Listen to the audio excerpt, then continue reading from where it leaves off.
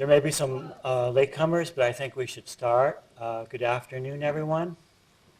It is a good afternoon, after all.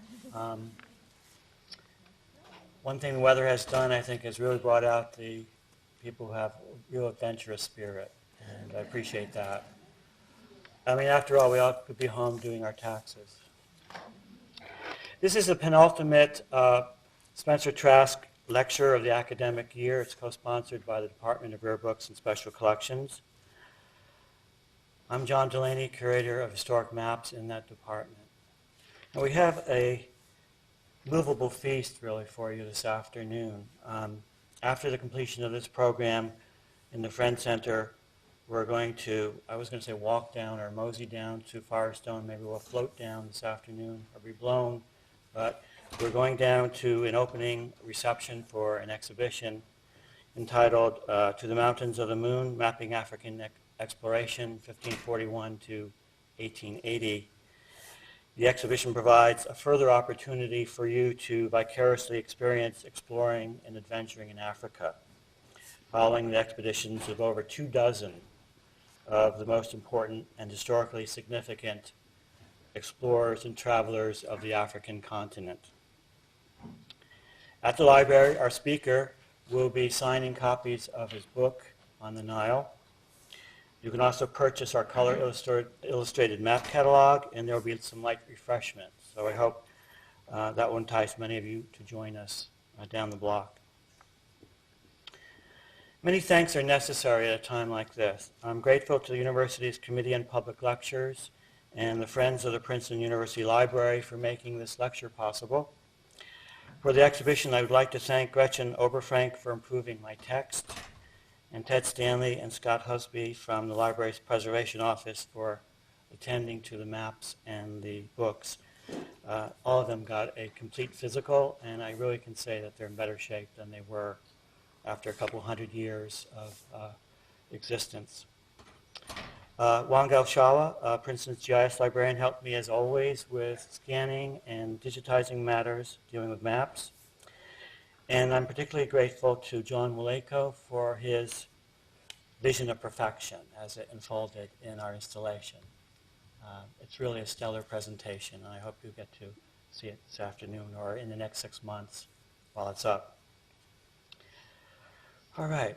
In his last published essay, which appeared in the National Geographic several months before he died in 1924, English novelist Joseph Conrad mused about explorers and maps and Africa. He had a particular interest for Africa and the Congo River, as those of you who have read Heart of Darkness can appreciate. Specifically about the incomplete 19th century map of Africa, which had intrigued him in his youth, he wrote, "My imagination could depict to itself there worthy, adventurous, and devoted men, i.e. the explorers, nibbling at the edges, attacking from north and south and east and west, conquering a bit of truth here and a bit of truth there, and sometimes swallowed up by the mystery their hearts were so persistently set on unveiling." There are still such men. I would suggest to you that our speaker is one of those worthy, adventurous, devoted men who is continuing and linking with that African exploratory tradition. Pasquale Scaturro, geophysicist and adventurer, is one of the most successful and accomplished mountain and river expedition leaders in the world, and has been exploring the far reaches of the planet for over 25 years. He is founder and president of Exploration Specialists, an international geophysical and exploration company. For the last 26 years, he has managed geophysical exploration and development projects in many of the most remote, dangerous, and politically, technically challenging areas of the Earth, and has explored throughout North and South America, Africa, and the former Soviet Union. For over 20 years, Pasquale has been extremely active in high-altitude mountaineering and has been the leader of numerous expeditions to major mountains worldwide, including 3 expeditions to Mount Everest. In 1998, he reached the mountain summit, and in 2001, he conceived, organized, and led the National Federation of the Blind Everest expedition, in which blind climber Eric Weinheimer reached the summit. Eric was here a couple of years ago, actually, talking about that expedition in a lecture like this. Pasquale has multiple descents of major world-class rivers, including the Biobío in Chile, rivers throughout North America, and the Omo and Zambezi in Africa. From November 2003 to April 2004, he organized and led the historic 114-day Nile First Descent expedition, the first complete descent of the Blue Nile and Nile River from its source high in the mountains of Ethiopia to the Mediterranean Sea, which is a distance of over 3,000 miles. And I'm pleased to say that some of the original maps from that expedition bearing his field annotations are in the Firestone exhibition, and you can see them. He has filmed rafting and mountaineering projects for ESPN, PBS, Discovery, National Geographic Channel, Orbitamax. His most recent IMAX movie came out last month and should be available more widely soon. It's about climbing in the Alps. Please join me in giving a warm welcome to Pasquale Scaturro.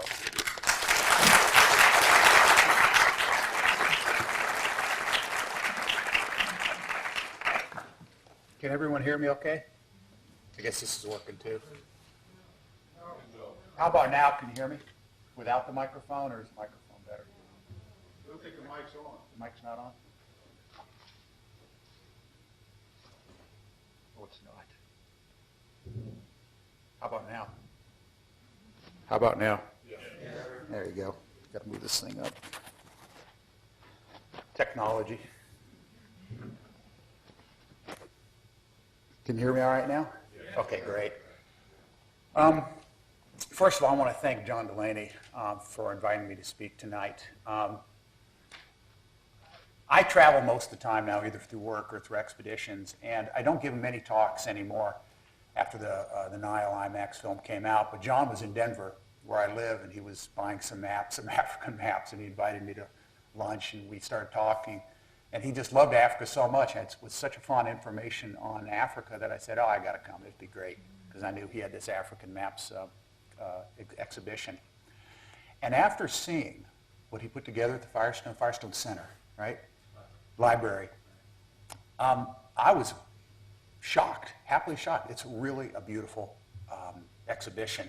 You know, I love Africa, and I've kind of studied, read everything I can, and it's just wonderful to see all the original maps, original books, and descriptions of all these explorers and their maps on the wall. And I invite you to go look at it because it's truly one of the best in the world, I think. I just don't know of any place else that's done, anyone else that's done such a good job of describing the history of Africa through its exploration maps from the beginning to the end. So I invite you to go to it. You know, when we were talking, when he was first, I was sitting there talking, something came to my mind about exploration in our conversations earlier. And one of them is, the question most people ask me is what I wished most in my career, you know, in oil and gas and exploration and stuff like that. And what I wished most in my career, I wished I would have been born 100 years before I was born. And to be born before GPS, satellite, the airplane, the telephone, and things like that, to be able to explore Africa ways the earlier explorers have done it. Just go out in the middle of the wilderness with a half-blank map and just see what's out there. Unfortunately, we can't do that much anymore. If you ignore the computer, maybe you can get a few places away, but the whole world's been mapped. But that doesn't mean there's not a lot of exploration and adventure out there. And I think when I look at the Nile and what I did on the Nile River in 2003, 2004, and the Zambezi, other rivers, I think what I try to keep telling people to do is that although the world's been mapped, although there's 10 satellite images of every spot of the world on the internet and stuff, there's still a lot of adventure out there and a lot of things to explore. And like we were saying, just because there's a map doesn't mean you know what's really there. Too often I've had a map of an area and I've actually gone to the area and it's nothing like the map. And so that's what I found on the Nile, and I'll try to show you that tonight. Now, I have quite a few slides. I have 90 slides, but they go real quickly. Generally, for bigger groups, we have a question and answer service a period afterwards, but since it's a fairly small group in a nice small venue, if you have a question during the talk, during the slideshow, why don't you just like yell it out? And because it's such a small group that it's easier to do that, because then for two reasons. One is it keeps the conversation going of what I'm working on, and also you don't forget about the question early on. It'll take about an hour, and then we can go over to the Firestone Library. And what I'm going to do today is going to concentrate entirely on 4 rivers in Africa, 3 in Ethiopia, Sudan, Kenya, and then 1 in Zambia. And the 3 rivers, the reason I picked these 3 rivers over all the other rivers, Niger and the Congo, stuff like that, is because their 4 rivers have something in common, is that these 4 rivers either have major dams being built on them or will have major hydropower projects built on them. Every single river will not exist in its current form in 10 years. They will be rivers that we can only look at, remember in photographs. And as we go through all the slides, I'll show you where they're going to build the dams and the size of these dams. Africa's changing like everywhere else in the world. Again, another conversation John and I have had many times is the world changing so fast that our children and our grandchildren, and I have 5 grandchildren, will our grandchildren not know what the world's like in their lives? And so that's what's so valuable about, I think, photographs and these type of series. So we're going to start. I first went to Africa in the 80s, and I went there as a geophysicist exploring for energy, oil, and gas in the Ogaden Basin of Ethiopia and Somalia. And at the time, I went from having never really been in Africa much to going right into the boiling water. And you can imagine what Ethiopia and Somalia were like in the late 80s, early 90s. It was crazy. And from there, I fell in love with the continent so that I went back time and time again. And it got to be the point where I just spent almost all my time there. I've run many rivers in Africa. I've run 5 first descents of rivers. I'm planning on going back there, running another major river in August, and I'd like to run another bit of White Nile later on. So to begin with, this is a photograph that I bet you can't see the raft at it. Can everybody look at the upper right-hand corner of the slide? Let me turn this down. Yeah, I'm going to do the lighting, do this here. How's that? See the upper right-hand corner? That's that little yellow dot's a 16-foot whitewater raft.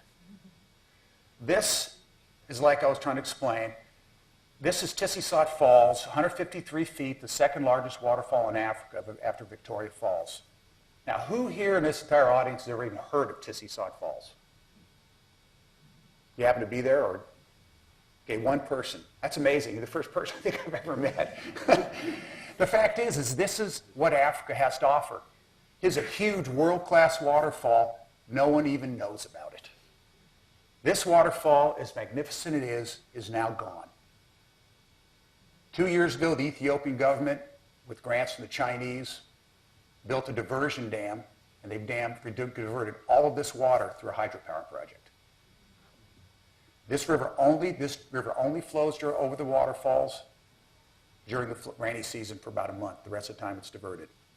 And it's really a shame because it's one of the magnificent views of the world. And this is, again, one of the reasons when I look back on our pictures, one of the reasons I get so sad about what's happening in a lot of the African continent. Okay, the rivers of Africa. I'll be discussing 4 rivers in Africa. And of the rivers in Africa, I'm going to concentrate on... Did I set my pointer?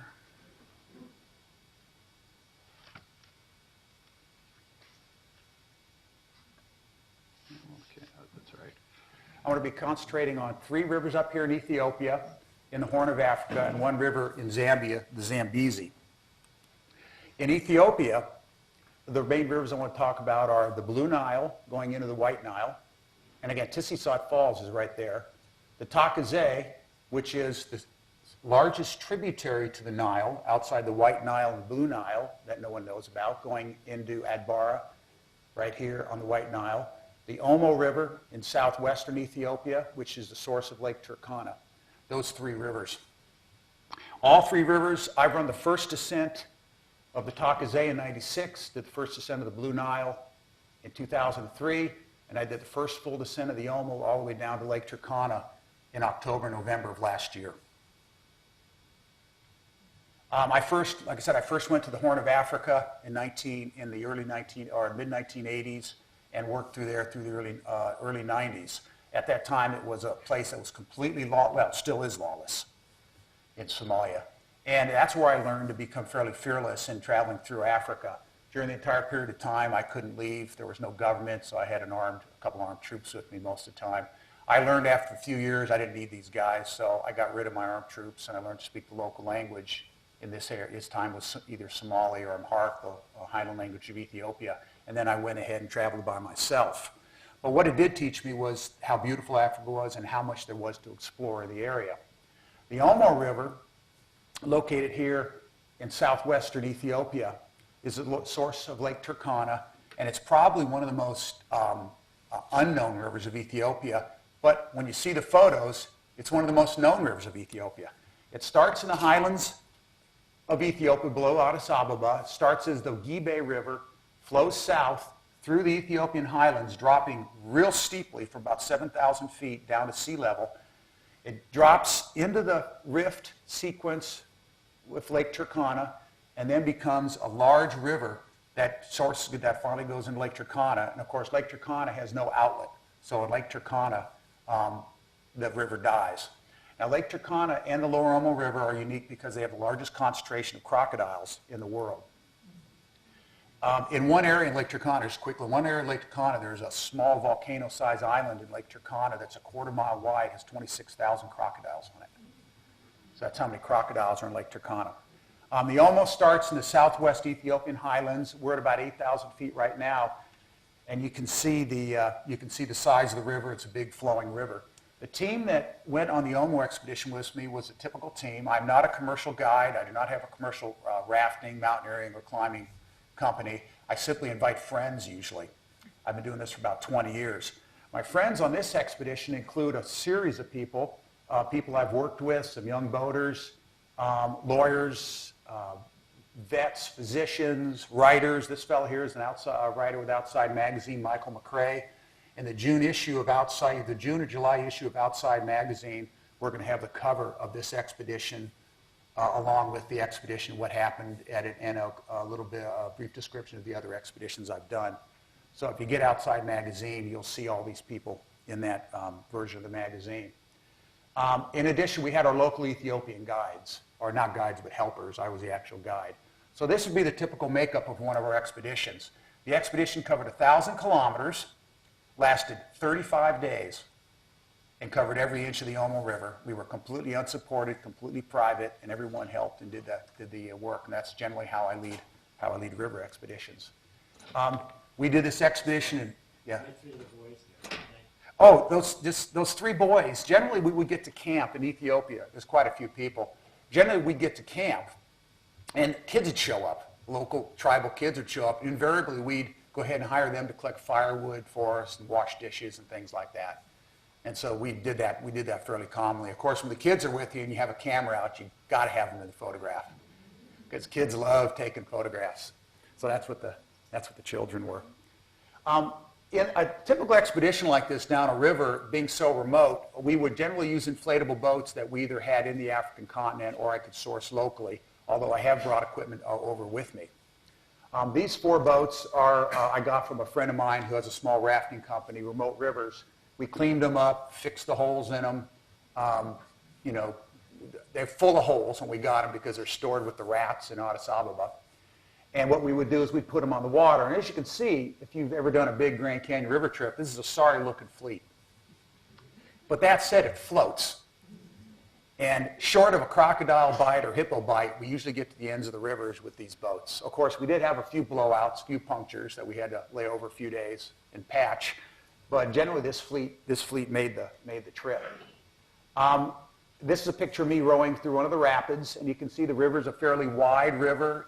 It's full of crocodiles, full of hippos, and it's a very beautiful river, although it drops a lot. During the entire length of 1,000 kilometers, we probably had 500 to 600 Class 3 rapids, Class 2 and Class 3 rapids, including several Class 4 rapids.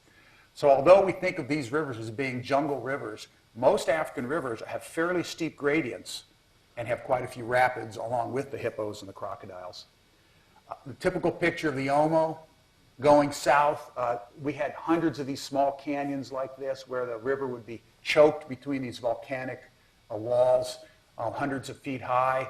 The walls would be full of colobus monkeys, baboons, leopard. We got a leopard sighting sitting on a rock in the side of the river one day, and it was very typical to have this type of scenery along the river.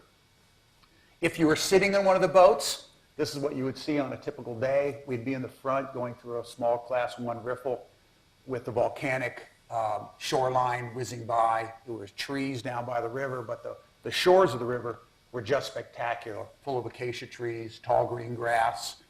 Again, if you looked real carefully, you could see there's quite a bit of wildlife down in here. Ethiopia has almost 80 million people. It's a little bit bigger than the size of Texas. So you can imagine how populated the country is. It's overpopulated.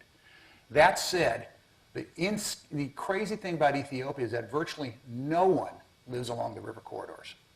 The Blue Nile goes almost 700 kilometers through the country of, 800 kilometers through the country of Ethiopia. Not a single person lives along the Blue Nile in Ethiopia. There's not a village, a house, or a person that lives on it. Same as the Omo. For the first 500 kilometers of the Omo, we did not see a single soul living along the banks of the Omo, although we occasionally ran into a person bringing cattle, sheep, or goats down to the river. The reason they don't live there is because of the tsetse flies and the malaria, mostly, and the fact it's very rough and there's a lot of crocodiles in the water. Omo has more crocodiles, still has more crocodiles, I think, than any river in the world. This is a crocodile we saw on the shore. It's a very typical, it's probably a 10, 11, 12-foot croc. It's a Nile croc, one of the most dangerous crocs in the world, in Africa. They're really fast. We've had a lot of encounters with them, and we're very cautious when we're on rivers like this to make sure no one goes swimming. We don't allow people to swim, or if we flip a boat in a rapid, we make sure that we're there to pick them up before they get to the eddies where the crocodiles are hanging out. There are many hippo. The amazing thing about the Omo is 2 minutes from the put-in, actually, when we were actually putting our boats in and rigging our boats, there were some hippos in the pool right there. And all the way down the river, there were large pods of hippo. Actually, we call them, there's a new term they use, bloats of hippo. So bloats of hippo that we saw along the river. Now, all that's about to change. Ethiopian government has contracted with the Chinese and a bunch of Italian development firms. And the Omo, undammed throughout history, is now being dammed by 3 of the largest dams on the earth. They're planning on building a 280-meter tall dam. That's 900 feet in one of these canyons that will dam a large part of the Omo, and it'll certainly take out all these pods of hippos and most of the crocs, because once people start living along the shoreline, the hippo can't survive. In addition, they're building a 26-mile, 300-foot tall, 26-mile diversion dam upriver that, and another dam further up that will supply almost 2,000 megawatts of power to East Africa. So a lot of these animals will be gone. As we get lower on the Omo, you'll see photos that you guys all recognize this. I mean, who hasn't heard of the lip plate people? The Morsi. Ethiopia has some of the most fantastic tribes in the world, and a lot of people don't know about that. As we go down the river and we leave the highlands and the river becomes a slower, muddier river, we start picking up river banks where people can actually farm. And we start passing the Bodi, the Bumi tribes that are scarred, use scarification and tattooing, and then we hit the Morsi tribe further down. The Morsi tribe are characterized by lip plates and ear plates, body scarification, and there are many, many Morsi along the river, and this is a very typical scene of a Morsi woman. 15 years ago, when I first did this river, the upper stretches of the river only. There had been no tourists here probably ever. And they would approach us, and the people would go ahead and really be surprised to see boaters. Nowadays, I guess there have been enough people come in. The country's become more stable that they've actually seen Westerners before. Although it's still fairly remote, and you can still meet and see tribes that have seen very few Westerners. This is a very typical picture. There are many more see along the tribes. There are many villages like this, especially if you're willing to get out of the river and then trek inland. The only people down here that use the river are a few Karo people. They are totally naked out here. I keep thinking there's sooner or later these people have to put clothes on, but they seem to be resisting that. And this is very typical of the Bodie, the Boomy, the Morsi, and the Karo. When they get near the riverbanks, they generally are naked. It's very hot and humid down here, and they generally have dugout canoes that they use to get across the river and to do their farming. As a legacy of the Cold War and wars previous, there are a lot of weapons in the area. Every time a group goes through, whether it's the Arabs going through and back, or as a result of the Cold War, the Ethiopians, the Somalis, you'll see a lot of weapons, either AK-47s, Russian weapons, Soviet weapons, or American weapons. There's a lot of M16s, M1s, M14s down there. So it's something you have to get used to there. Every time a man comes out of the bush, they no longer have spears, but they have an AK. And so in an area that has no police, no army presence or government presence, it's at first a very disturbing feature, but you learn to get used to it and you realize that the guns are really no more an extension of these people's manhood, just like a spear was 100 years ago. So you lose a lot of that fear. Now that being said, we're very cautious because since there is no government in the area, especially in the bottom part of the Omo, it means anything that happens, we can't get much help in the area. So we're fairly careful on when we enter villages and taking photographs and things like that because we want to make sure there's no misunderstandings.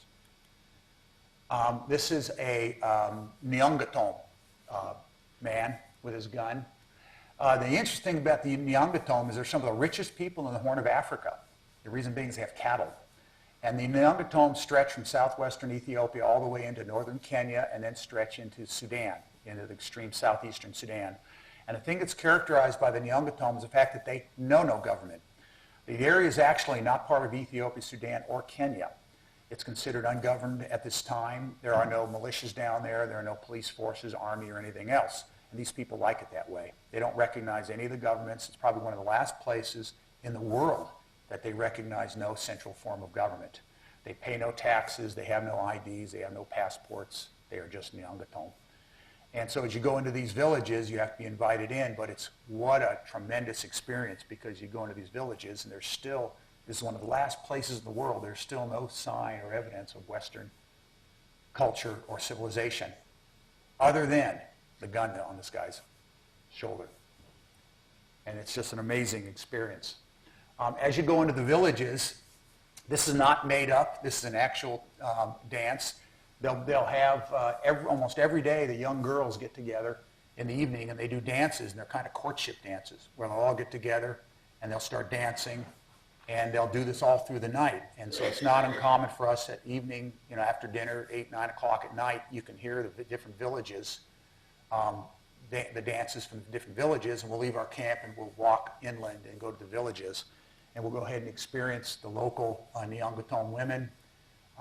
They'll be dancing all night. After a few days, they don't even really know you're there, so you can actually kind of blend into the villages, and you can become like non-tourists, which is the way. Will the building of dams displace these villages? Pardon? Will the building of dams? Absolutely, absolutely.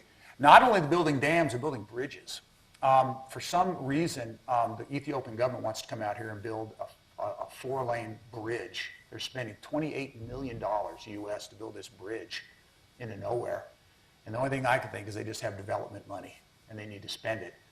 But they're building this bridge, and the theory is that they're going to try to pave a road down into this area to be able to start building big farms in the area. So this area, if you want to go to Africa and see this, the Neanderthal tribal areas, things like that, I recommend you go in the next 5 years. Because after 5 years, this will be no more. It'll be gone, this area. Again, the tribes, this is, has anybody heard of Angela Fisher, Carol Beckwith and Angela Fisher, the photographers with the, they've done a lot of photo books in Africa, Southern Africa, on the last remaining tribal areas in Africa, and they consider this to be the purest tribal area left in all of Africa, is in this area, and I agree with them. It's the most untouched tribal area I've seen. And that said, they're not poor people. I consider these people to be the richest people in Africa. The cattle they have are tremendous. And they do trade. They trade with Turkana peoples in northern Kenya, and they're very rich. I asked one lady, I wanted to get one of these things right here, that setup. And I don't know if you saw the previous picture, the beautiful leather skirt setups they had. And I asked her, I said, I'd like to buy one. Just buy the necklaces and the skirts because I like to take them back, and I have a nice collection at home. And she wouldn't sell it. And her mother said, I can't sell it. So her mother came to me, the girl went home, and brought her mother back later, and the mother said, we're not going to sell it. And I finally asked her how much. She'd want, 500 birr, 1,000 birr, 5,000 birr, which is a lot. It's $500 US. She said, no, but I'll take 3 cattle and 4 goats. Well, I figured what 3 cattle and 4 goats were worth, because these people sell cattle on the world market, basically. They go through northern Kenya, they go to Middle East. It was worth $1,000 US. She wouldn't sell it for anything less. They could care less. They don't use money. There's no place to spend money down there. So that's the type of situation in this area that's just amazing. And that's why, again, if you want to go to an area, I feel to be one of the last remaining truly cultural, unique areas in the world, this is it. What are these made of? The beads are, they come from Kenya. They come from Kenya. They're brought up through the Turkana areas. They're either plastic or they're made of shell. There's a lot of shells. If you look, see around the girl on the left? These are shells, cowrie shells. The little cowrie shells. And then these are beads. A lot of them are plastic beads. Or they're the heavy plastic. The heavy plastic beads, believe it or not, have been coming in through Africa for a long time, 50, 60 years. And if you go into even a lot of the area in Kenya, the Maasai and people like that, those are all plastic beads too. They've been coming in for a long time. And then, of course, these are all really tightly woven beads up on top. But it's fantastic. It's just beyond comprehension how cool this place is. The thing about the Omo is it's just the scenery is just spectacular. This is a typical waterfall along the Omo. We have to hike. It's probably a quarter mile back off the river. So we'll pull back, we'll go back, we'll go swimming. But this is Bruce's Falls. It's a very big waterfall. And we'd go back there and we'd swim in waterfalls like this. We did have sort of a doctor along the trip. We had a friend of mine, Skip, who was a veterinary doctor from Colorado. But he's a good doctor. He's able to stitch. He stitched me up. He stitched a few other people up on the expedition. But this is the type of thing we would do. We'd come along, a Neanderthal woman would bring her baby over, and her baby obviously is suffering, severely hurt, her baby. And so we'd give the baby some antibiotics and to help take care of the baby. A lot of it's, the mother just really doesn't know how to take care of the baby that well. And so we'd help take care of the baby. You only do a little bit. When you come by on an expedition like that, the people come down to the villages you go to, you give them your leftover food, and you befriend them, and you give them a little bit of help, and you just leave. You have no choice. But a situation like this doesn't take much or many antibiotics to help this baby through. As we got down towards the end, the river got slower and slower and slower, and we had our inflatable rafts. One thing, we came to the first village on the river was Omorate, which is where they're going to build this bridge. The government's bulldozed the road into it. And we left our inflatables there, and there was a boat, a local hard-shell boat. And rather than risk not being able to get back from Lake Turkana, because we wanted to go all the way into Lake Turkana, we didn't just want to go to the last village, we left our rafts and rented this little power boat. We took off, and we went the last 38 kilometers into Lake Turkana. And Lake Turkana at the end was just absolutely spectacular, like everything in the world, everything in Africa. The sunsets are wonderful. And at the end of this expedition, this is just last year, we had gone 1,001 kilometers along the Omo, all the way from the Gibe Bridge, the beginning of the actual Omo River, all the way down into Lake Turkana. We actually went 2 or 3 kilometers into Lake Turkana to make sure we were there, and we turned around and went back. So the entire expedition was 35 days, and it was just a wonderful experience. And like all African rivers, the thing you remember most are the sunsets. And Africa, if you've been to Africa, and I assume a few people here have, you just know that Africa is just a wonderful place to, the hot days are always followed by nice, cool, beautiful golden sunsets. Perfect to drink a gin and tonic and a warm beer if you're on a river, and then you go ahead and you just enjoy the night. And that's what makes African rivers so special. The Zambezi is a special river, mainly because a lot of people here have heard of the Zambezi. The Zambezi is big in African history. It was Livingstone probably has done the most thorough exploration of Zambezi. He was the discoverer, if you want to call it, of Victoria Falls, named Victoria Falls. And it was thought originally that the Zambezi was going to be the savior of southern Africa. It was thought that a waterway existed all the way up the Zambezi into southern Africa. Well, it didn't take long for people to realize they couldn't get very far up the Zambezi at all, mainly because it was blocked by a series of canyons, gorges, and rapids, starting all the way down in Mozambique. Now, a lot of those rapids are gone. They're submerged by two very large dams, Lake Kariba, right here, with the Kariba Dam, and starting over here, Cahora Bassa in Mozambique by the Cahora Bassa Dam. They were built in the 60s as the savior of southern Africa. Obviously, they've not been the savior of southern Africa. Those countries are some of the most devastated countries in Africa. But they are now, the Chinese are now in both Mozambique and Zambia. I don't want to get on the Chinese. Excuse me if I don't want to mean that. It's just that China is the developer of Africa right now.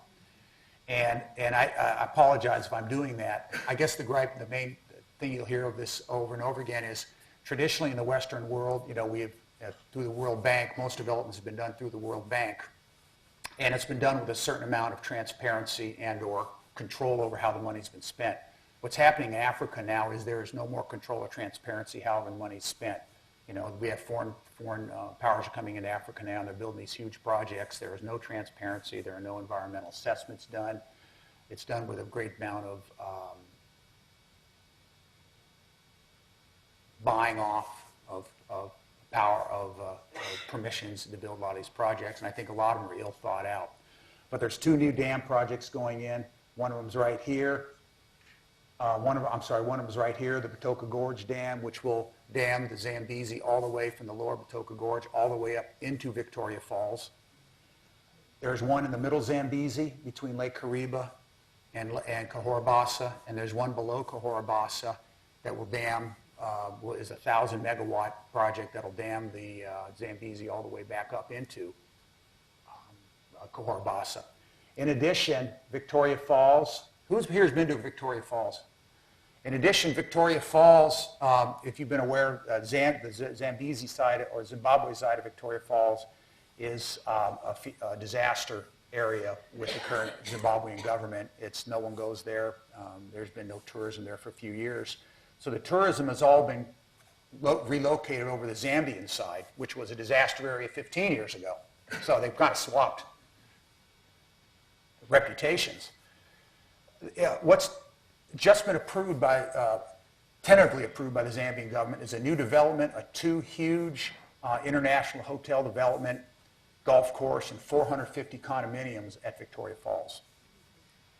So they're hoping that they can stave that off because that's, again, it's the constant pressure and that pressure of outside influence in Africa to build these huge mega projects in Africa that really are going to change the face of Africa and really, as far as I'm concerned, not help local Africans. So with that in mind, we're going to take you down a trip of the Zambezi River. Now, who here's done the Zambezi? Done the Zambezi one day, 1 week. The Zambezi was first run in 1981 by Richard Bangs, my partner. Did the first descent of the Zambezi. He flipped in rapid 1 of the Zambezi on the first day, 100 yards into the river trip. And that's the reputation that the Zambezi has. Now, Victoria Falls, if you've been to Victoria Falls, is a fantastic place on the planet Earth. There's nothing more can be said about it. It's just unbelievable, whether it's low water or high water. It's truly a great experience. And what you do when you do a river trip, and at least when we did it, when I did it on the Zambezi, is you'd actually take the boats down, you'd rope them down to go down the Zambian side. And then if the water was low enough, we could actually row the boats back under Victoria Falls. Up under the falls, get out of the boats, and actually take a shower at the bottom of Victoria Falls. Have lunch, and then take off down the river. And the Zambezi is just one of the wonderful experiences. It's a huge carved canyon in the basalt, the African basalt plateau here. It's hundreds of feet deep. It's full of the biggest whitewater rapids on earth, one right after the other. The rapids are so big, in fact, that some of them we have to portage because we don't consider them safe. And even the portages are exciting. You pick up at the edge of the rapid, you generally have to put back in at the base of the rapid. The rapids are huge. They're all class 4, truly class 4 or 5 rapids. The water being warm means that it's not cold water, so if you swim, it's not the worst thing in the world.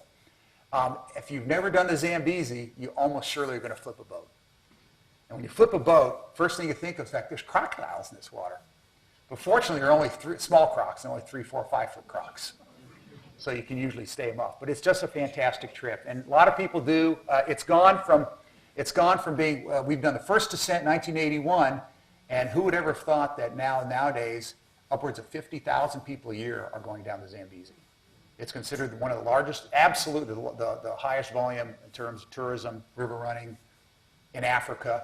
In addition, nowadays they have paragliding and hang gliding and bungee jumping and all this stuff is at the Victoria Falls. So it's gone from being a fairly quiet area to a very touristed area, all in 20 years. But as you can see, the river is just fantastic. It's huge white water. You can take a 16-foot raft, you go down these huge rapids, and you just keep thinking, there's no way this boat's going over. And invariably, the boats will flip on this river every single time. And so this is Rapid 17 on the Zambezi. I have not flipped in this river yet. I have not flipped, but everybody else I know has, and obviously I've been able to take a lot of photographs of people flipping their boats. Unfortunately, the river, like everything else, 50,000 people or no 50,000 people a year going down this thing. They're bound and determined to produce hydropower on this thing. So they're trying to resurrect the Patoka Gorge Dam. When we were there, they were actually drilling and blowing up parts of the rock to try to check the integrity of the rock to be able to determine where to put this dam. And so if you want to go raft the Zambezi River, probably the greatest 1-day or 7-day river trip on earth, I would recommend you go within the next few years because you may not be able to go after that. But like every African river, the sunsets are fantastic. Every day it's hot, hot, hot during the day. In the evening it starts to cool down, and the first thing that comes out is the warm beer or the gin and tonic. And then you have all evening to be able to look at the sunset and the stars in Africa, which are just tremendous. The Takase River is a river, I guarantee you, no one has heard of here. Believe it or not, it's a river that is very large in African history, especially Eastern African history, is written up more than you think of, and is the source, the main tributary to the Atbara River, which joins the Nile in Atbara, Sudan, and provides 11% of the water for the Nile that reaches Alexandria in Egypt. And no one virtually knows about it. That's because it's tucked in the northern part of the country, one of the most remote areas in the world.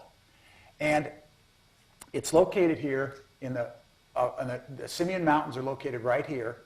And it starts in a town called Lalibela, an ancient town called Lalibela. It flows north around 14,000-foot Ras Dashen into Sudan, and then joins the it joins the main Nile here in Atbara, Sudan. This is one of those things that's so pleasant an experience that I can't even describe it.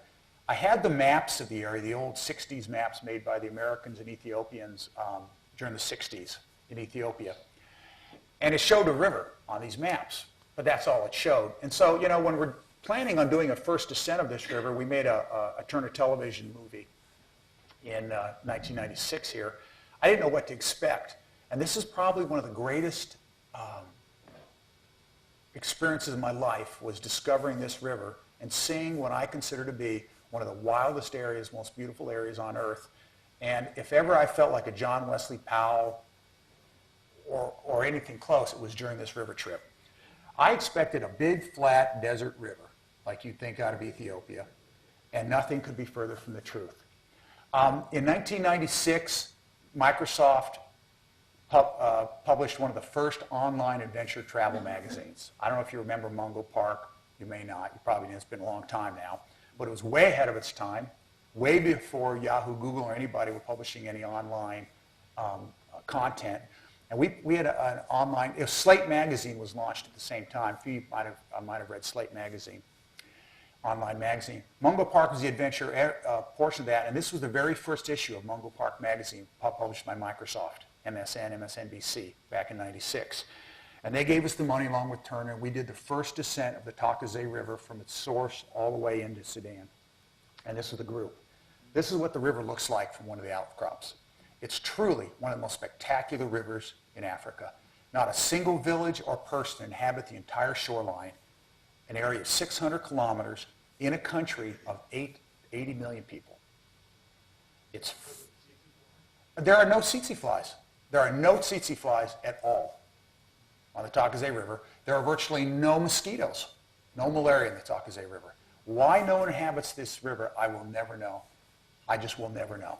It's just an unbelievable place. And as you can see, it's just spectacular, the scenery on it. We did the first descent. This is the trek into the put-in was through villages like this. Villages, Amhara villages in the Ethiopian highlands stretch as far as the eye can see. There's no sign of outside influence. They're all grass. This is a huge village, actually. There's our kayaks, some of our dry bags, and our rafts. They're carrying our rafts. It took us 3 days to get to the put-in from the nearest dirt road.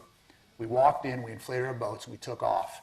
And we had no idea where we were going. We did have some old topo maps, but they had very little detail on them, especially of rapids and or the river. But it soon became evident that the river was going to be more challenged than we thought. First night camp, although there's no villages, there are local militias. Now, since this is another typical area in Ethiopia that really has no central government presence, the local militias control a lot of the riverside. And so they'd be up on the top of the cliffs or something, and someone would run back to one of the villages 10, 15 miles away. And invariably, before we even had a fire built at our camp, the local militia would show up. And they'd first of all want to know who we are and what we're doing. And we'd tell them what we're doing, and they'd say, we're crazy. There's no way you can go down this river. It's too dangerous. And as happens like a lot in Africa, Africans only know their area of the river, maybe a mile on either side or 2 miles on either side.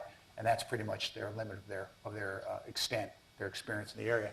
But this would be a typical scene. In the evening, this guy here, he's not a local. He's one of us. That's one of our photographers. And invariably, we'd set up camp. A local militia would come by, and they'd want to know what we're doing. Because they had never, ever, ever seen outsiders in this river before. Never in the entire 500 to 600 kilometers, 3.5-week expedition, had anybody ever seen a Westerner outsider in this area, which again, one of those things that you just think is immense. But you can see the typical scenery was just fantastic. It'd be a combination of volcanic plateau, sandstone canyon, and/or metamorphic canyon. We went through the entire I'm a geologist by training, so we went through the entire geological section all the way from the volcanic cover of the Ethiopian plateau through the Blue Nile Basin sediments all the way into the Precambrian. And this is the Precambrian section right here standing on end, right here. But it's just a fantastic scenery. This is what the canyon looks like through almost 500 kilometers we went through it. It's immense spire, canyon, and mountain. No lights, no villages, no power lines, no roads.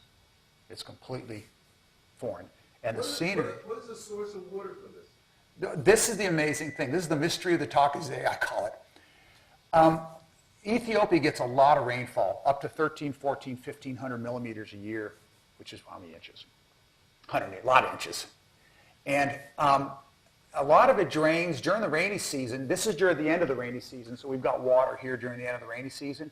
We try to hit it at the end of the rainy season so that we'll make sure it's got water in it.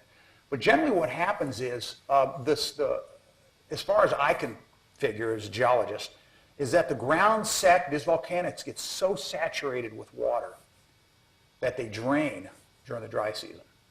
They drain through the side creeks because there's no way, the ground rational way that during the 7-8 months of no rain, that these rivers should flow. I'm from Colorado. I do the Colorado River a lot. And I know why the Colorado flows. It's got a huge snowpack of the Colorado Rockies feeding it all year. Well, this place has no snow. It has 3 or 4 months of rains, and that's it. And the Nile, and the Takazé, and the Omo flow year-round. It's just an amazing, amazing thing to think about where all this water comes from. This is our fleet. You can see the river, but this is typical of the canyon up here. It's just steep walls, very pretty. We had a pretty big fleet of boats because we were a filming crew. The reason for the yellow boats was because they looked better on cameras. And it was a film called The Last Great River Ride by Turner Television in 1996 we made.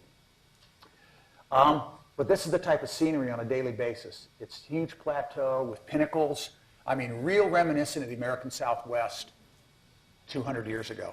And it's really old. The volcanics are anywhere in the millions of years, the volcanic cover of Ethiopia, up to almost modern in the Danakil Depression.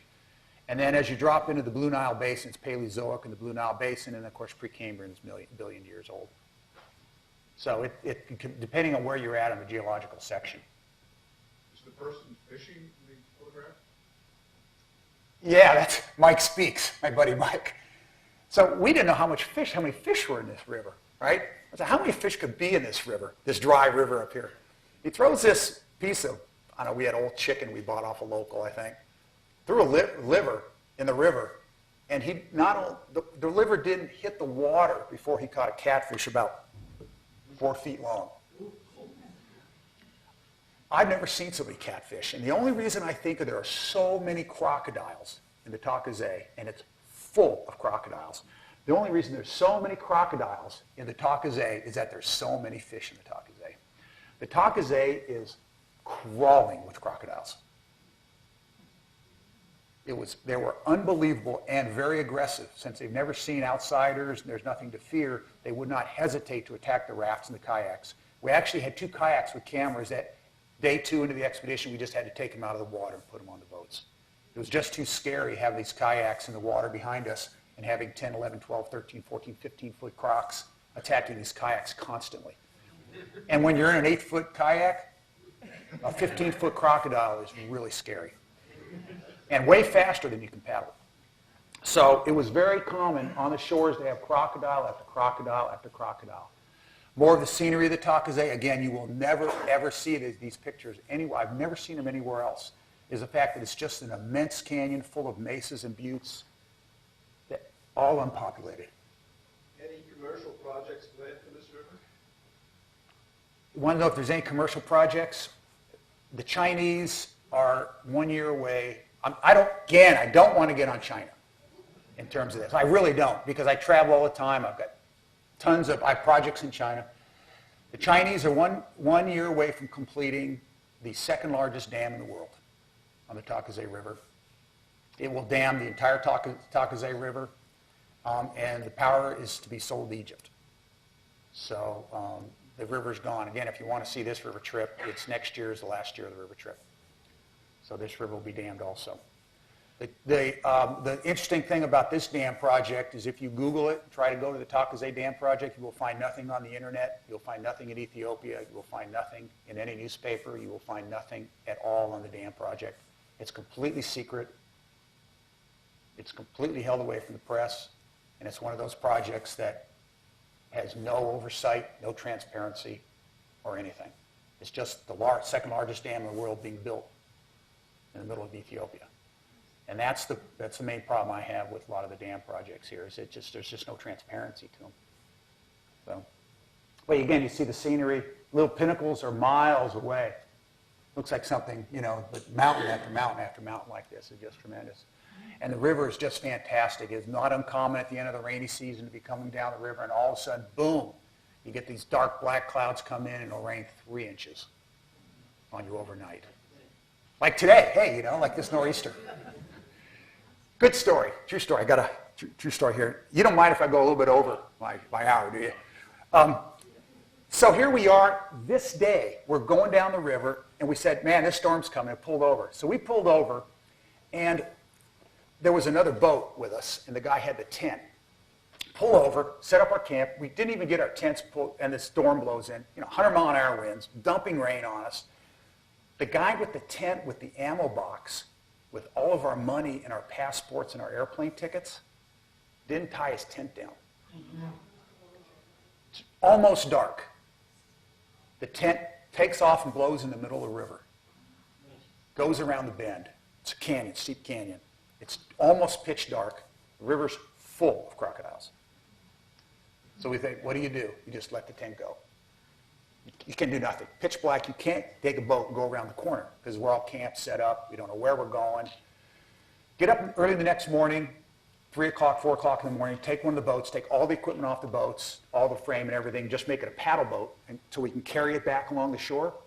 Go out in the river, go around the corner, and there's 2 little Amhara kids sitting on the shore, 100 yards down, around the corner, sitting on the shore with the tent. And inside, the ammo box, sleeping bag, and everything that was in the tent. They hadn't even opened the tent. They saw the tent. They knew who we were because they'd seen us. And they waited all night with the tent on the shore for us to come by to get the tent and the ammo box. They hadn't even opened it. All the money, tickets, and everything went in the ammo box.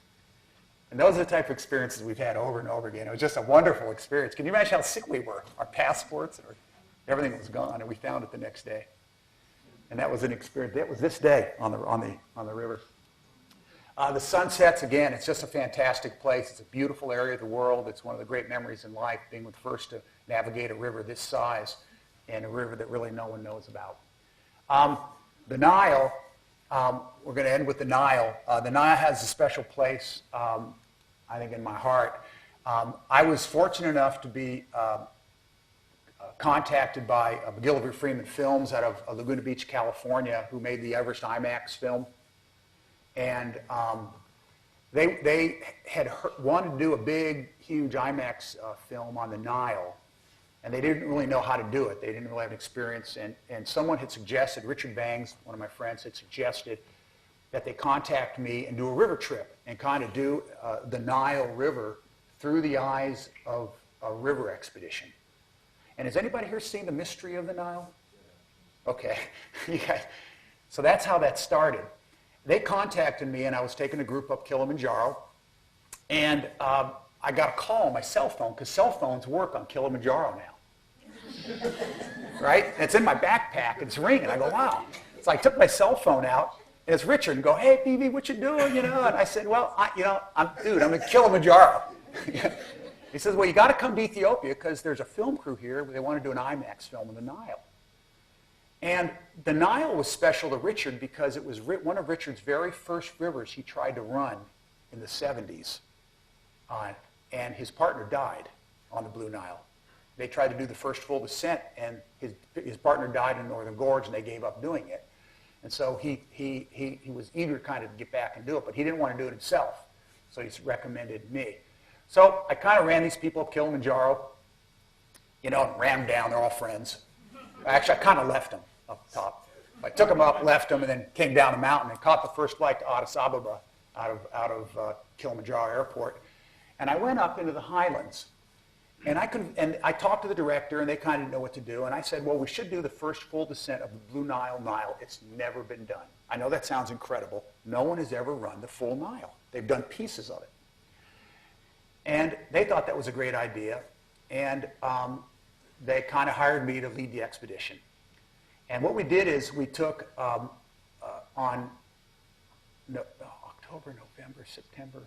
November 13th, 2000, I'm starting to fade the memory. November 13th, 2003, 60 people, IMAX cameramen, grips, camera equipment. We all went to Africa, Ethiopia with 10,000 pounds of equipment. And for the next 3.5 weeks, we filmed all of the great helicopter scenes you see in the IMAX film. We filmed the churches. We filmed all the great shots and the flyovers and all that. Then we took our equipment, we went to Egypt. And we filmed the Sphinx and the pyramids and all the Abu Simbel and all those great scenes. We filmed all that. And then everybody left. We never went to Sudan because what was happening in Sudan at the time, there was still a civil war in the south, and Americans were not allowed as a commercial venture into Sudan. So we had no insurance. The insurance companies would not insure equipment. So they skipped to Sudan. And I said, well, how can you do that? The Nile, most of the Nile flows through Sudan. So everybody left. They went home. Gordon Brown, myself, my partner and I, with a couple other people, went back to Ethiopia with our 2 boats and our equipment, walked to the source of the Nile in Gishabai, and on 2 days before Christmas, 2003, with our backpacks and our cameras, we walked the first 72 kilometers, kayaked the next 200 kilometers down to Lake Tana, and then rafted and kayaked the next 5,300 kilometers to the Mediterranean Ocean. We did it completely unsupported, never had an outside support, no helicopters, no food drops, no equipment drops, nothing. We had the IMAX camera with us, 400 pounds of equipment and 2 rafts, the film, and a box full of money. We'll buy stuff along the shore, and that's it. We were completely self-supported, and that's how we made that film. And it was really unbelievable because it was way more difficult than even the film lets on, because without a lot of outside support, we had to make sure if we had ever flipped a boat with the camera, we would have lost the camera and stuff like that, because an IMAX camera is $1 million camera. So with that kind of background, I want to take you through. This is Tissisat Falls. We went through it before. And briefly, quickly, we start up here in we start above Lake Tana. We started the Springs of Gishabai, 250 kilometers above Lake Tana. We went through Lake Tana, over Tissisat Falls, along the Grand Canyon of the Nile, through Rosari's Reservoir, all the way to Khartoum, around the S bend of the Nile, all the way across Lake Nasser, all the way to the Mediterranean. We did 114 days. Again, another closer, this is just Ethiopia.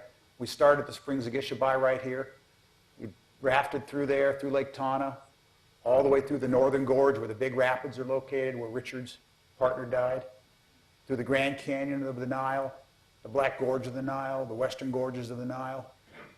Got arrested in Surbabai. All the way through Rosari's. Almost got arrested at Rosari's. All the way through to Khartoum. That's 2,013.7 kilometers. That distance right there. So that's kind of... the group that did the entire expedition all the way in the Ethiopia portion was just, at the end, were just myself and Gordon Brown. Did that entire portion, the cameraman, and then our locals. And these guys are the greatest people on the planet Earth. There are no more brave people in the world than these guys that went with us.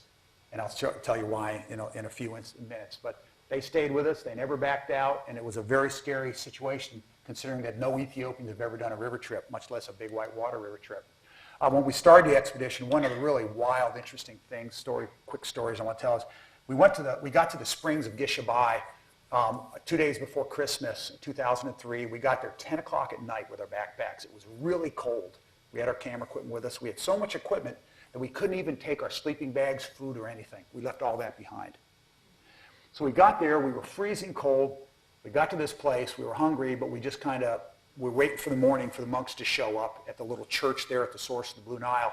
So we kind of huddled together. It was really cold. It's 9,800 feet high. Kind of huddled there. And we tried to go to sleep. My head on a rock, type thing, going to sleep. And all of a sudden, out of the bushes come these farmers. And if you've ever been to the Ethiopian highlands in a lot of the areas, 85% of people are so poor they don't even own shoes. You look at these guys, they're all barefoot. That's how poor it is in Ethiopia. They brought some wood, and they built us a nice big fire and gave us some corn and a little bit of injera that they had, local food. And they left. I woke up about 2 o'clock in the morning, and around the fire, I expected the fire to be dead, but they had left around the fire with these 2 little girls. And they were, 6 and 7 years old maybe. And they stayed there all night tending the fire. These Ethiopians had come, built this fire for us. They'd left and gone back to their village, and they left their 2 little girls, 2 little daughters there with us. And they stayed awake all night keeping the fire burning for us so we wouldn't get cold.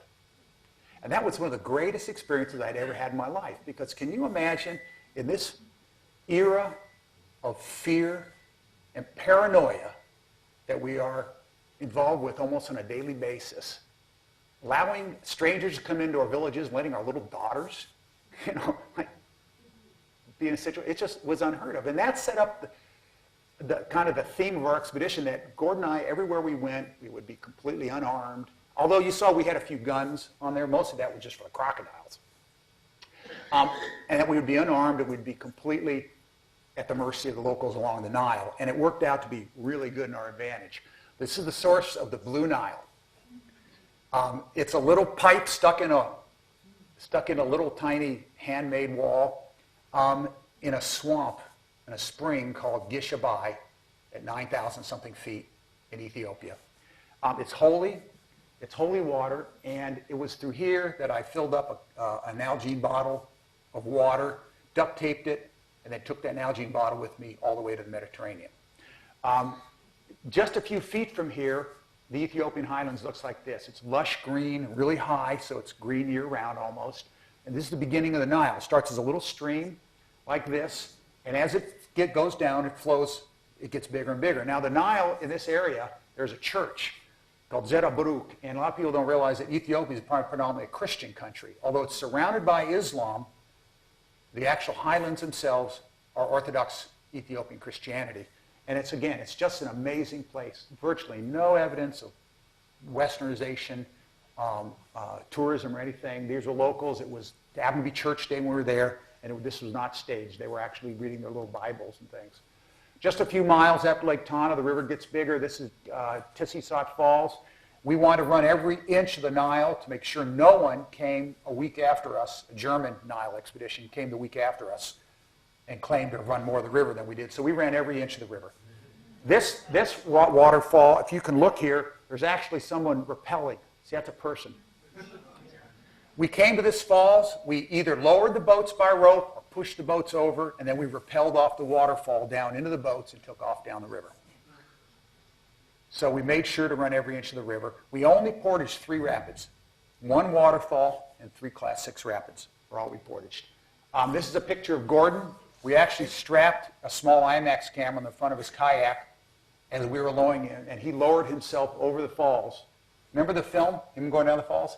Yeah, we were just saying we remember. Yeah, this is a picture of Gordon in the kayak lowering himself down the falls. And you can see how magnificent the falls are.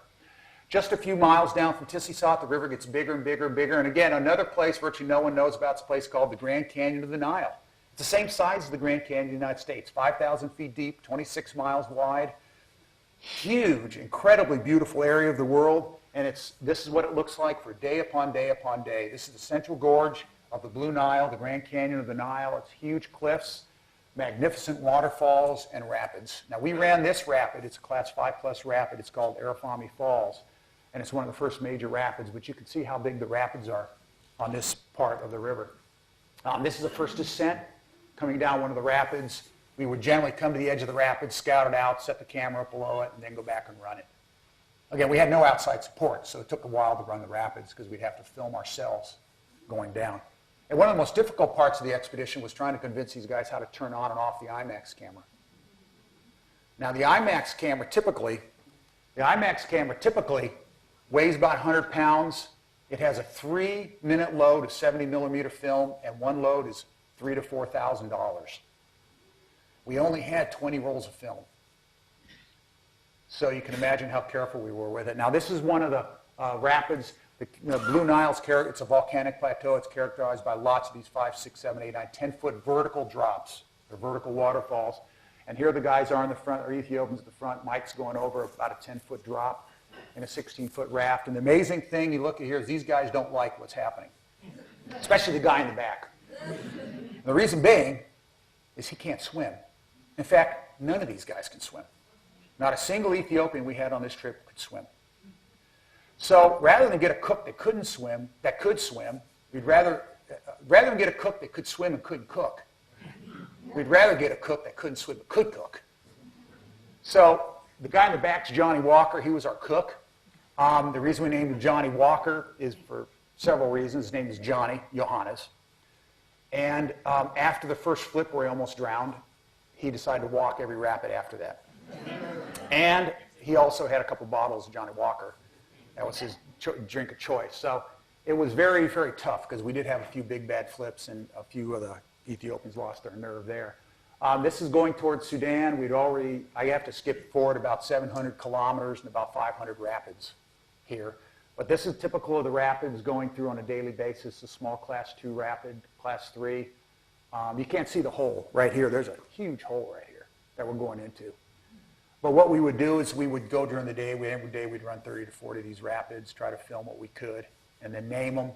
Got so many rapids that you just start numbering them. Black Gorge 1, Black Gorge 2. And I think you'll see them on my maps. There's a couple of my maps in the Firestone display. It shows the rapids that we named. But this is what we would do. We just name the rapids and keep going. The Nile, like a lot of the other rivers, a lot of hippo. We had a hippo attack, almost took out one of the boats. A lot of crocodiles. There's more crocodiles on the Nile. Well, I've said that about 4 rivers now, haven't I? There's a lot of crocodiles on the Nile. The main thing about the crocodiles here, they've never seen another boat either. There have never been any boats down this river. So we would come by and there'd be this 14-foot crocodile, and he'd come in the water, jump in the water, and go up to one of these 16-foot yellow rafts. And he'd get about 10 feet from the raft and stop and go, wow, yeah, that's a pretty big raft. So he'd kind of stop or turn around and go back. Then what would happen is he'd look behind us.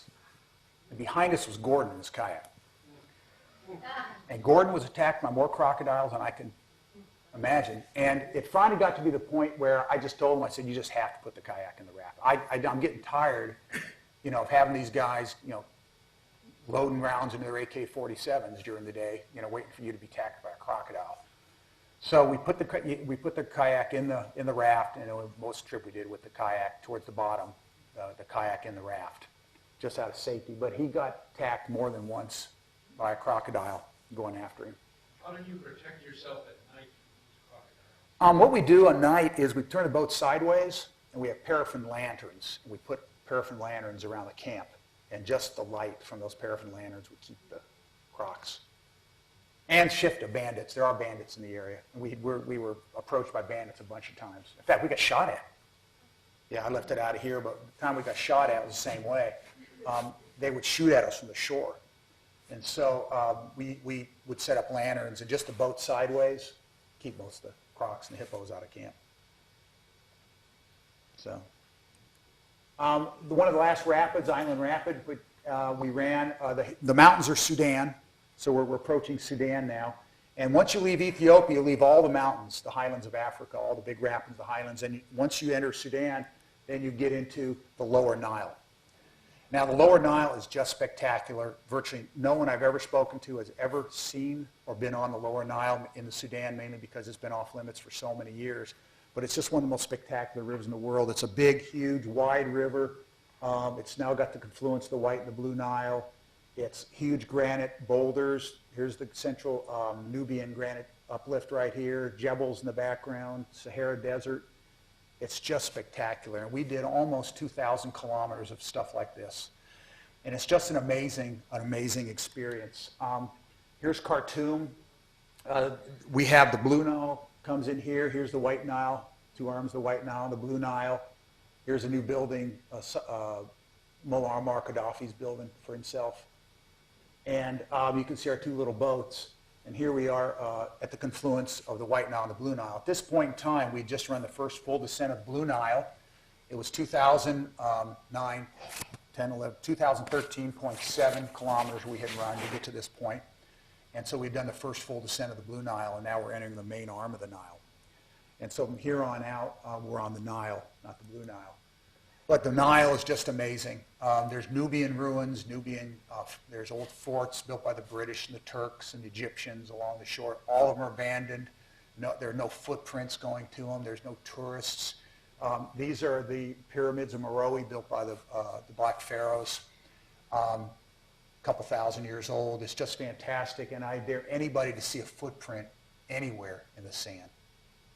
We passed through 2,000 miles of Sudan, saw dozens and dozens of old, beautiful, perfectly preserved 1,000, 2,000-year-old forts on the rocks and the islands. We saw villages, we saw pyramids, and never once did we see a single footprint of the sand or another tourist the entire expedition. Not until we entered Egypt below Aswan High Dam, Aswan, Egypt, did we see a single tourist. And that's how fantastic this part of the river was. Once we hit Aswan, this looks more familiar. We passed through Lake Nasser. We went through Aswan, and we started seeing feluccas. Then we started seeing our first tourists in Egypt. They'll stop at Aswan. They'll go no further, the tourists. And then from here on out, we were in the Egyptian Nile. They're still, back up just a bit, they're still the only wildlife left in this area. There's no more hippos or crocs. There's just camels. But there's a lot of them.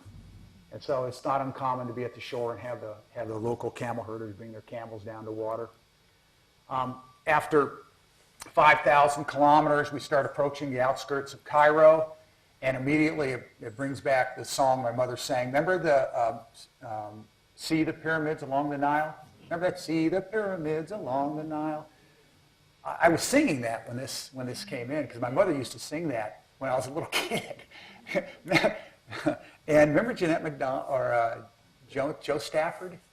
I guess they all sang it. My mother sang that. And so when I first finally saw the pyramids along the Nile, I was almost emotional because we come all this way down the Nile River. We're about 101, 102 days into the expedition here. We finally saw the pyramids in Egypt. And we realized that we were getting close to the end of the trip. We had gone so many miles, and we hadn't missed anything. We're now finally into Cairo, into the pyramids, into the Sphinx. Cairo was 20 million people. Who knows, 20-something million people. And who would have thought that I would see a picture like this having put in at the Little Springs of Gishabai 114 days, 108 days, 109 days earlier. It's just amazing the difference between the two locations. But after 114 days, 5,300 kilometers, we went ahead and drifted all the way into the Mediterranean, the blue waters of the Mediterranean, actually into the surf, to make sure there was no more river left. Then we turned around and came back, and then we had our first really good cold beer in a lot of months. And so after that, then we were first group ever then to go ahead and navigate the first full length of the Blue Nile and Nile. And again, you can't ever pass up a river expedition in Africa without seeing the sunsets. This is a sunset over Rosaires Reservoir in Sudan. Very typical. You'd have geese, Egyptian geese flying, and just a fantastic sunset at night. And one last sunset over Lake Nasser. Every night we saw this. We would just sit there, we'd build a fire, cook our, lentil soup and pasta, or a cup of coffee, and we'd see the sunset and think about a cold beer. We ran out of gin and tonic a long time ago. And this is what we'd see every single night. And so it was quite an incredible experience. And so I'd like to, end it by saying that, these are just 4 rivers. I've done other rivers, and it's just been an incredible experience. Africa to me there's no place in the world like Africa. And every time I read, I love African history, and I've got chances to go a lot of other places. Everest, got a K2 expedition coming up. I get a chance to go a lot of places, but I always go back to Africa. I always go back to the rivers in Africa. And there's a reason, because it's just wild and adventurous and beautiful and a lot of fun. And my biggest regret is I wasn't born 100 years ago to be able to see them. But I invite everybody to go to the Firestone Museum. Yes. Very good And question. are there any questions?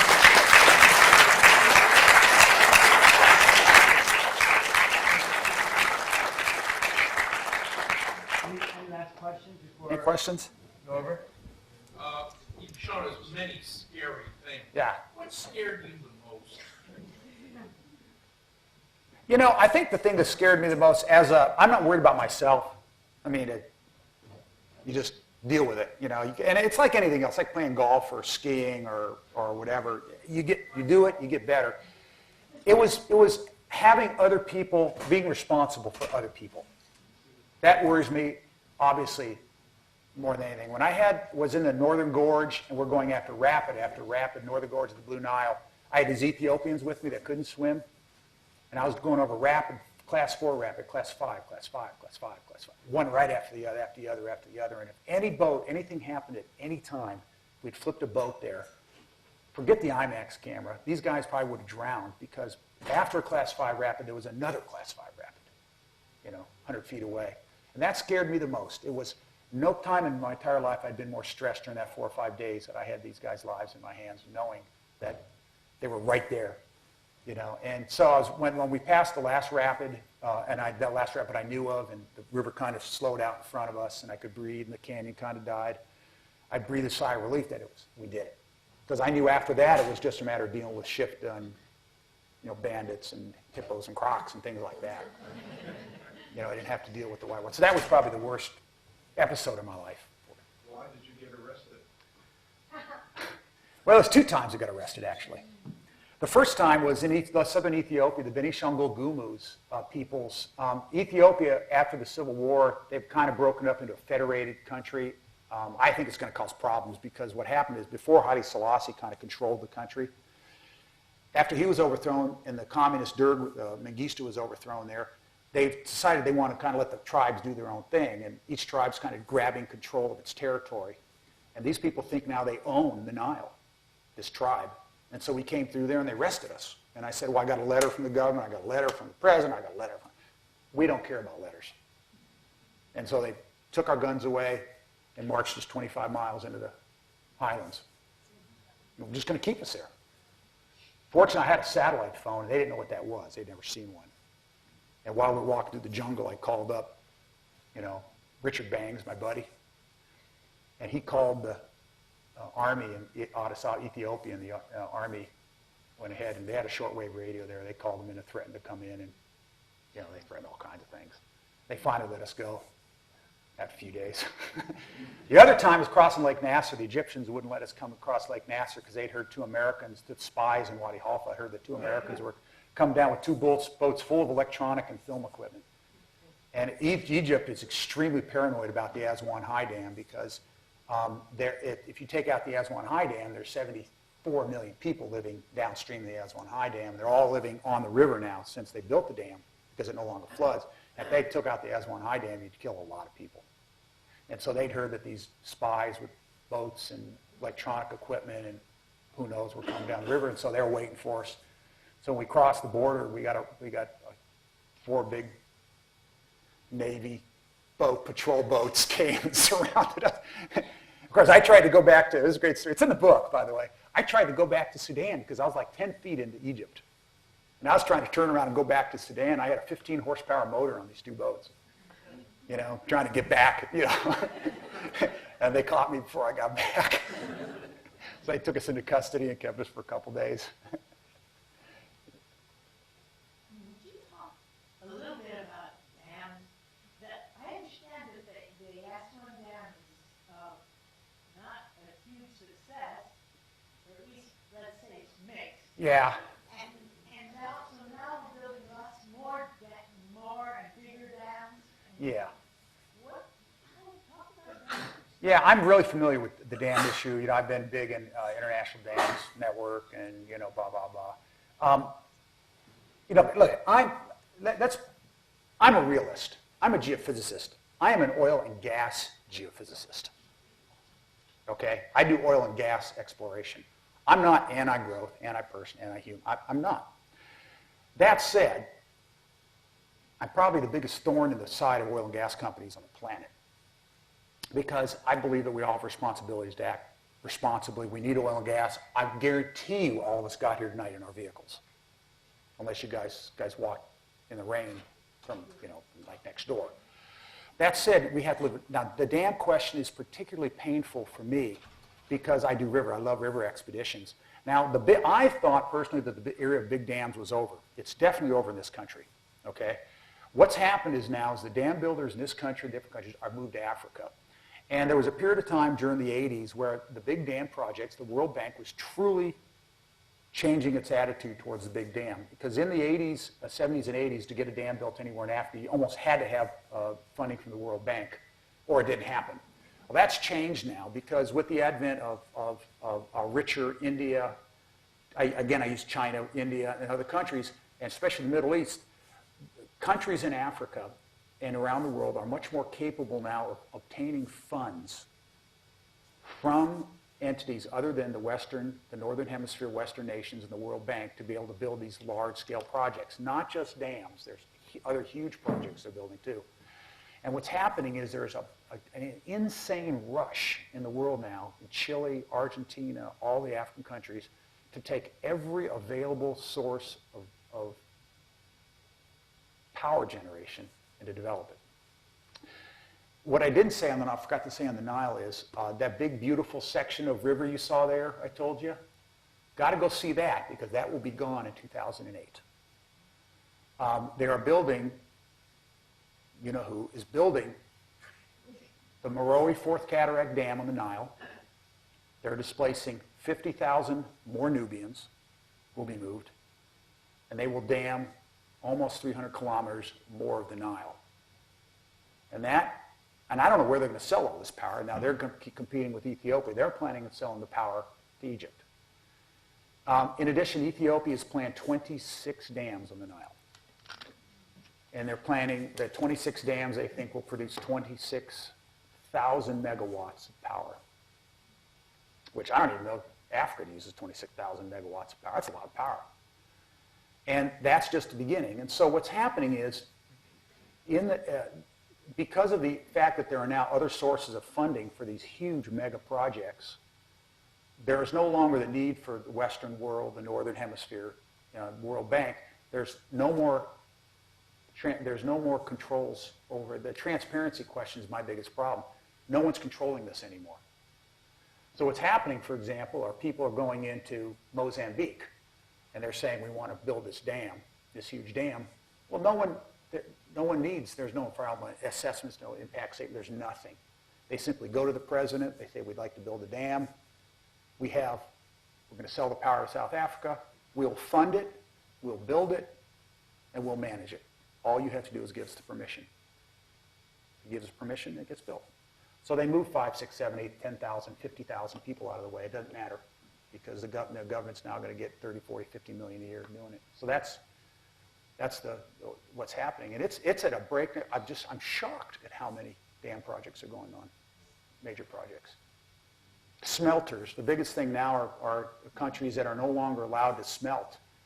Australia, the United States, people like that. We're now going into these countries, importing the bauxite, shipping the bauxite in, building the dam, smelting the aluminum, and then bringing the aluminum back. Why? We have nobody looking over our shoulder for the smelting, the dam project, the smelting project, anything. All we do is do it offshore. That's kind of my, and I don't want to stand on a soapbox, but that's my biggest thing. And I'm an oil and gas guy. I can't do that anywhere in oil and gas. I mean, I'm like this when it comes to drilling an oil well. And I just think it's unfair. I think there needs to be more oversight over the development and the building of large dams. Have any of you or your members while on these river developed malaria or typhoid or Shigella? And if so, what did you do when you were? Yeah. I've had malaria 8 times. So I know. In fact, I just had it a couple months ago on the Elmo. Malaria is a real tough one because we do have drugs that you take on a daily basis or a weekly basis that will take care of it. The problem is when you're over there so long that those drugs are just brutal on you, especially the older ones, Lariam and stuff like that. So a lot of us, of the group I took down the Elmo, there were 11 of us, 7 of us caught malaria. It's a malaria-resistant area, a Lariam drug-resistant malaria. So what's happened is we just catch it. I've had schistosomiasis, and a few other. I haven't had typhoid. No, I had hepatitis B. I got hepatitis B over there. So other than that, it's been fairly healthy. So you talked about the adventures Yeah. rafting, but how much still water paddling are you doing on the Nile? Yeah, we did of the Nile, we had 2 boats with about 1,000 pounds of equipment. So we had, down when it got really slow down the bottom, we had a small 15 horsepower motor that we pushed the boats along with.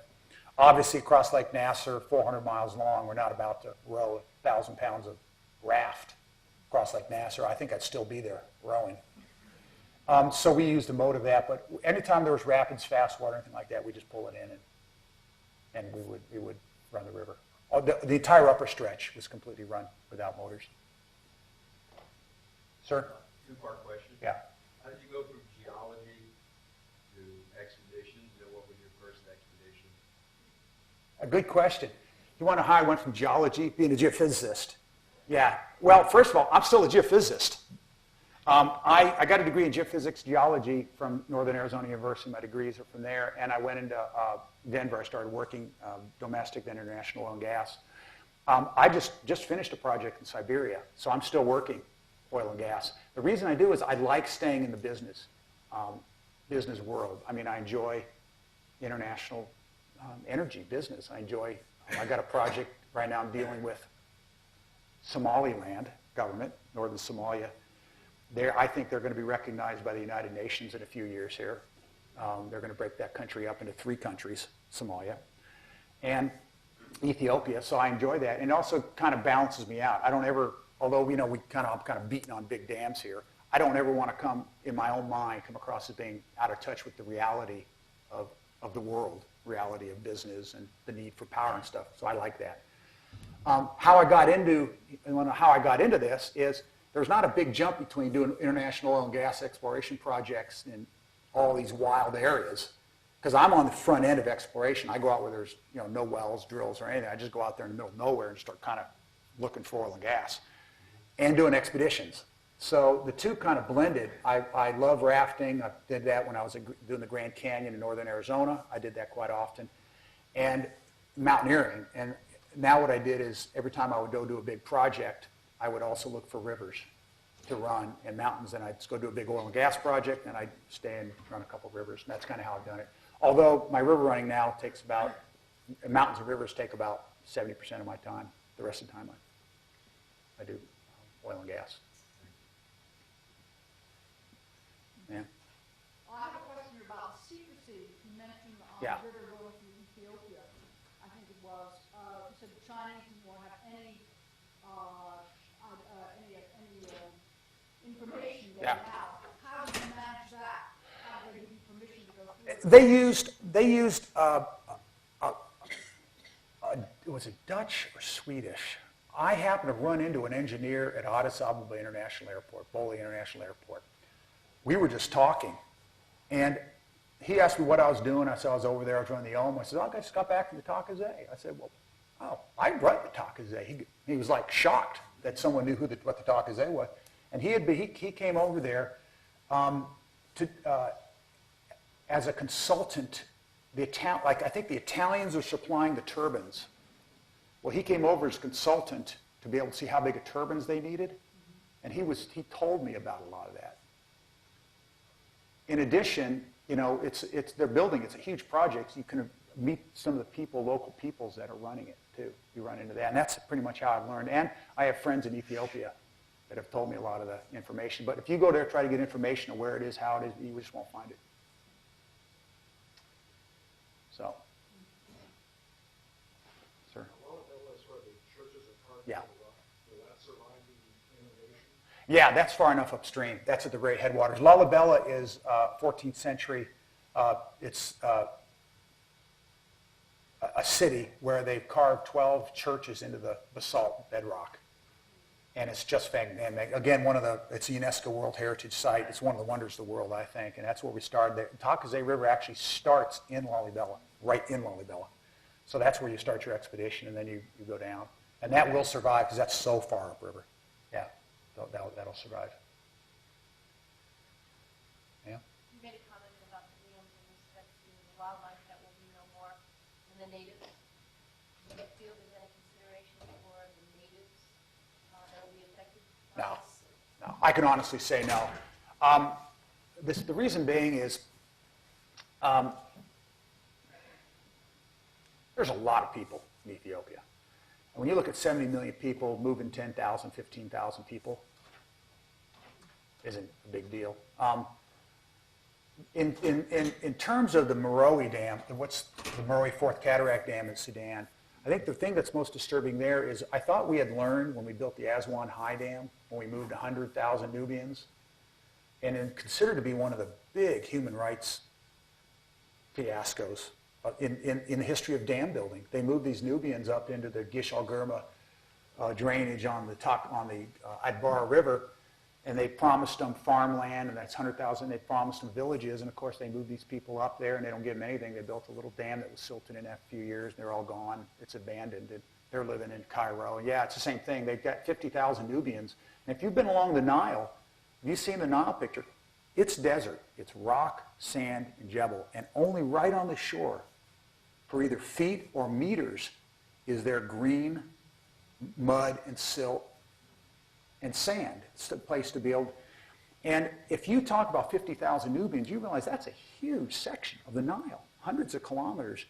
And if you take people away from their beloved date palms, is what we say, off the Nile, well, where do you put them? The entire Nile in Sudan and Egypt, anywhere that can be farmed is farmed. There's no place to go. So they're taking 50,000 people, they're moving them, they're building them new concrete block houses in the middle of the desert. You might as well just give them the money and send them to Cairo or send them to Khartoum. You make it easy on yourself. That's how they're mitigating it. In their minds, they're mitigating it, but it just won't work. It hasn't worked before, and it just won't work now. The smaller, not so much in Sudan, but previous at the beginning when you were speaking of the other dams that were being built, not on the Nile, I don't think it was, but the peoples in the north. The Gibe, the Gilgal Gibe. Small Yeah. native villages. Yeah. And those people will be no more. No, there'll be no more. Yeah. I mean, They just move them. See, again, I don't know. The thing about Africa is, we can talk. Remember, John, we've talked about this. Is Africa really is an enigma because every time I think I really know what's kind of happening in Africa, I've been there a lot of years, I kind of figure I don't know what's happening in Africa because you're always surprised. The thing about Africa is people, you hear. Do you remember the comedian? Remember the big droughts in Ethiopia when everybody? Remember the live aid concert when the lowland Ethiopians, there was big starvation. It was back in the 80s, maybe 84, 85. And there were a bunch of comedians came on. I remember this vividly. Comedians say, well, it's a desert. These people live in a desert. Sam Kennison. Remember? Yeah. Well, if it's a desert, move.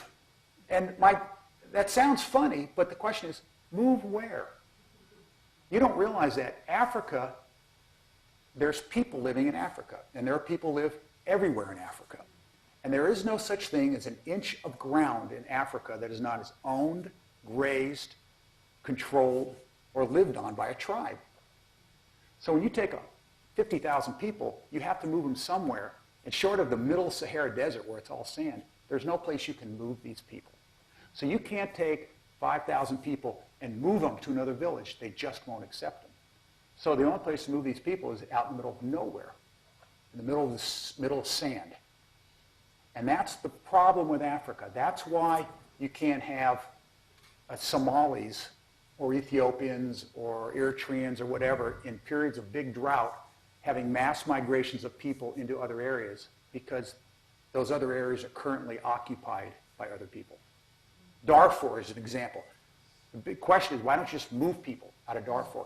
That's because there's no place to move. There's other villages, there's other tribes, there's other ethnic groups. And that's the situation in Africa today. That's why these migrations of people are very, very difficult. And that's what's going to happen to these people. There's just no place for them to go. Well, they can go places. They can go to the slums. They can go to Omdurman. They can go to the slums of Khartoum or Cairo. Give them some dollars and send them there. So, and I feel sorry. I've done a lot. I've been contacted a lot by people on this Fourth Cataract Meroe project about that because there's no transparency in that either. Zero transparency. It's just they're just building it. Well, who's building it? Well, I don't know. Where are they getting the turbines from? Who cares? Who knows? They don't know. There's just nobody's telling them what's going on. These are big projects. These are not small projects. So given all the different factors, what is the right scale to do dam projects on? Well, I look at Ethiopia. Let's use Ethiopia for a good example. They can build all the dams they want to. There's 70 million people in Ethiopia. 60 million of them live by small-scale farming. You can build all the big dams in Ethiopia you want to. You will help zero of those farmers. Why? Because the rivers are in these big, low gorges. Impossible for people. No one lives there. They live in the highlands. They have small tracts of land. All they're going to do is they're going to generate a little bit of electricity, sell electricity after these dams get paid out. They've got to pay the dams out first. Dams aren't free. They do cost money. And they do have to pay them back at very high interest rates. I think these small dam projects where you dam the side tributaries way up in the highlands, you build really small projects. You only need water for about 4 months a year, 5 months a year. Then you can get the crops growing, get things going, then you let them dry out. If they can build small dam projects further up, small hydropower further up, just like we've done in Nepal. Nepal's a good example of that. Very few large dam projects in Nepal. I spent a lot of time there. They've built small, the Norwegians, the Europeans have built small dam projects up in the side tributaries. Small, you mean kilowatt to megawatt, or? No, smaller megawatt. I'm talking village size, 2 village size, which are just, tens and hundreds of kilowatts. And then what you do is you go ahead and build these smaller dam projects. They're very cheap, they're easy to build, they're easy to repair, they're easy to maintain, and you can build the infrastructure to be able to take care of them. And environmental impact? Virtually no environmental impact, yeah. Yeah, they're much smaller. And so I think and you help the farmers themselves, because then the farmers themselves can utilize the water. There's no farmers, no one lives in these valleys anyway. They're certainly not going to live in these valleys once they build these big dams, because with the dams are going to come, intense mosquito infestations and malaria, schisto. I mean, if you want schisto, go to Lake Nasser. It's just full of schistosomiasis. So, okay, we could have a whole conversation on dams. Pasquale's not going away. He's going with us down to the go. library. All of you can continue your conversation with him there, and we'll see you in a few minutes. Right there. Thanks.